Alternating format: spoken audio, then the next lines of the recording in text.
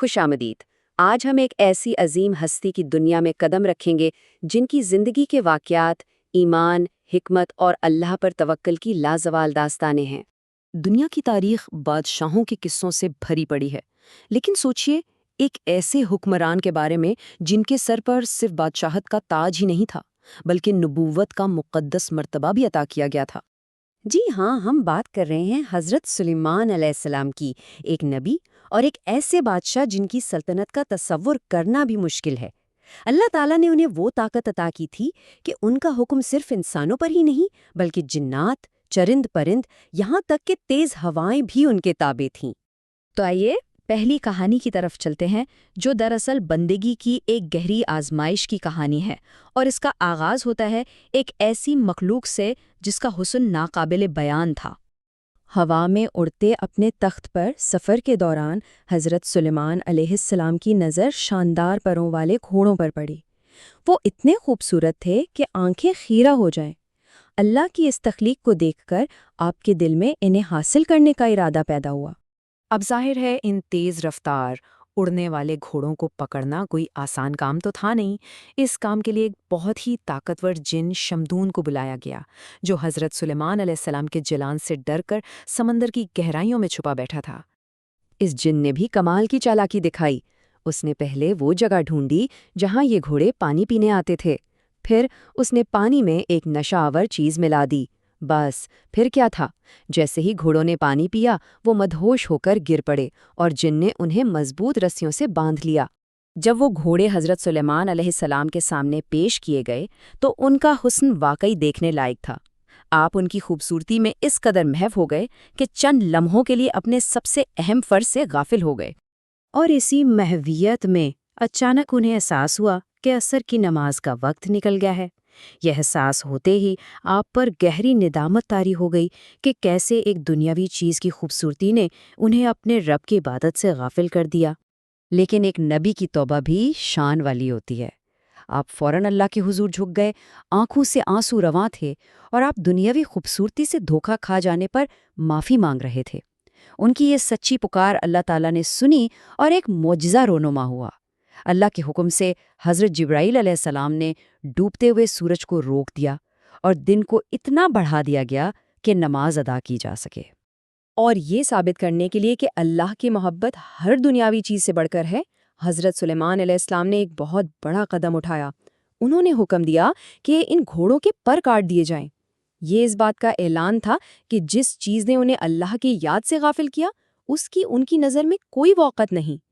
یہ ایک عظیم قربانی تھی، یہ بتانے کے لیے کہ ان کے اور ان کے رب کے بیچ کچھ نہیں آ سکتا۔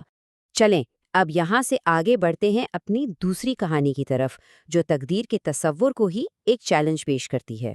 تو ہوا یوں کہ دربار میں ایک بحث چھڑ گئی۔ ایک طرف حضرت سلیمان علیہ السلام کا موقف تھا کہ تقدیر اللہ کی طرف سے لکھی جا چکی ہے اور اسے بدلا نہیں جا سکتا۔ دوسری طرف ایک مغرور جن نے دعویٰ کر دیا کہ نئی تقدیر بدلی جا سکتی ہے اور میں یہ ثابت کر سکتا ہوں۔ اس جن نے اپنے دعوے کو سچ ثابت کرنے کے لیے ایک طویل منصوبہ بنایا۔ اس نے ایک امیر شخص کی بیٹی کو اغوا کیا اور اسے کئی سالوں تک ایک دور دراز جنگل میں دنیا سے چھپا کر پالا۔ اس کا مقصد بہت صاف تھا۔ اس لڑکی کی تقدیر میں ایک شہزادے سے شادی لکھی تھی اور یہ جن اس شادی کو روکنا چاہتا تھا۔ اسے لگا کہ اگر وہ لڑکی کو سب سے الگ تھلگ رکھے گا تو وہ اللہ کے لکھے ہوئے فیصلے کو بدلنے میں کامیاب ہو جائے گا۔ اور پھر وہ دن بھی آ گیا جب جن کو لگا کہ وہ جیت گیا ہے۔ وہ فخر سے اس پورے گھر کو جس میں اس نے لڑکی کو قید رکھا تھا اٹھا کر حضرت سلیمان علیہ السلام کے دربار میں لے آیا، اپنی کامیابی کا اعلان کرنے کے لیے۔ وہ بڑے تکبر سے بولا، دیکھیں اے اللہ کے نبی، میں نے لکھی ہوئی تقدیر کو بدل دیا ہے۔ جس شہزادے سے اس کی شادی ہونی تھی وہ تو طوفان میں ڈوب کر مر گیا اور اب اس کی شادی کسی اور سے ہو چکی ہے۔ لیکن کہانی کا اصل موڑ تو اب آنا تھا۔ حضرت سلیمان علیہ السلام نے بڑے سکون سے حکم دیا، اس گھر کا دروازہ کھولو۔ اور جیسے ہی دروازہ کھلا سب نے کیا دیکھا؟ وہ لڑکی باہر آئی اور اس کے ساتھ اس کا شوہر کھڑا تھا، اور وہ شوہر کوئی اور نہیں بلکہ وہی شہزادہ تھا جسے جن مردہ سمجھ رہا تھا۔ تقدیر نے اپنا راستہ خود بنا لیا اور جن کی ساری کوششیں دھری کی دھری رہ گئیں۔ یہ نتیجہ ہمیں اللہ کی مرضی اور انسان کی کوششوں کے بارے میں ایک بہت بڑی حقیقت سے روشناس کراتا ہے۔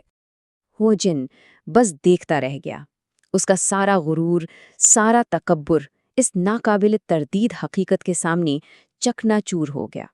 ستم ظریفی دیکھیں، اس کا منصوبہ جو تقدیر کو بدلنے کے لیے تھا، دراصل خود ہی تقدیر کو پورا کرنے کا ذریعہ بن گیا۔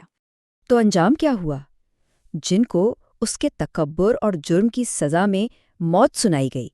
وہ لڑکی اور شہزادہ جنہوں نے صبر کیا، آخر کار اپنے قید سے آزاد ہوئے اور ہمیشہ کے لیے ایک ہو گئے۔ اور حضرت سلیمان علیہ السلام نے ایک بار پھر ثابت کر دیا کہ اللہ کا فیصلہ اٹل ہے۔ ان واقعات سے ہمیں جو سب سے بڑا سبق ملتا ہے وہ یہ ہے کہ اللہ کا فیصلہ ہی سب سے اوپر ہے۔ کوئی منصوبہ کتنا ہی ہوشیار کیوں نہ ہو، کوئی مخلوق خود کو کتنا ہی طاقتور کیوں نہ سمجھ لے، اللہ کی مرضی کے آگے کسی کی کوئی حیثیت نہیں۔ جو اس نے لکھ دیا وہ ہو کر رہتا ہے۔ اور آخر میں یہ ایک سوال ہم سب کے لیے ہے کہ اللہ کی مرضی کے خلاف بھلا کس کی تدبیر آج تک کامیاب ہوئی ہے؟ اس پر ضرور غور کیجیے گا۔